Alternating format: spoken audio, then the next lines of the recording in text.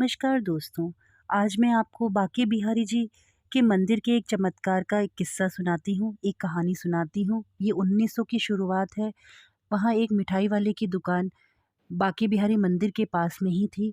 एक दिन उन्हें एक विशेष अवसर के लिए एक ही दिन में 40 किलो लड्डू बनाने का ऑर्डर मिला।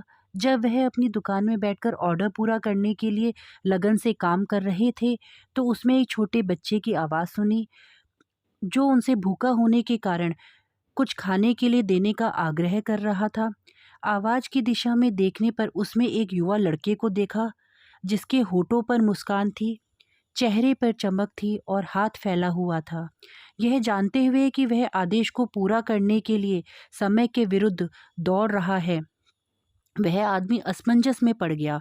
हालांकि छोटे बच्चे की सम्मोहक आवाज़ उसके कानों में पड़ने से वह नरम हो गया और उसने छोटे लड़के को एक मुट्ठी लड्डू दिए और उसे जाने दिया। लड़के ने उसकी उदारता के लिए उसे बहुत धन्यवाद दिया और बदले में उसे एक सोने की चूड़ी दी।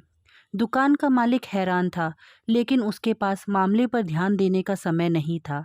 समय पर उसका ऑर्डर पूरा हो गया और भेज दिया गया। अगली सुबह जब वह दुकान पर पहुंचा, तो चारों ओर हंगामा मचा हुआ था। किसी ने कहा, बांके बिहारी की पहनी हुई चूड़ियों में से एक चूड़ी गायब हो गई है और उसका कहीं पता नहीं चल रहा। जब दुकान के मालिक ने यह सुना, तो वह तुरंत मंदिर गया और वहां अधिकारियों को वह चूड़ी दिखाई जो उसे पहले मिली थी। हर कोई आश्चर्यचकित रह गया। यह वही चूड़ी थी जो मूर्ति से गायब हो गई थी।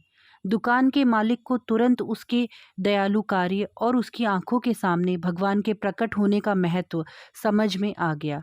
उन्होंने छवि के सामने खुद को साष्टांग प्रणाम किया और अपने दिव्य व्यक्तित्व की एक झलक पाने के लिए कृष्ण को दिल से धन्यवाद दिया। वह कई वर्षों तक मिठाइयाँ बनाता रहा और अपने ग्राहकों को वह चमत्कार बताते हुए कभी नहीं थका जो उसने देखा था।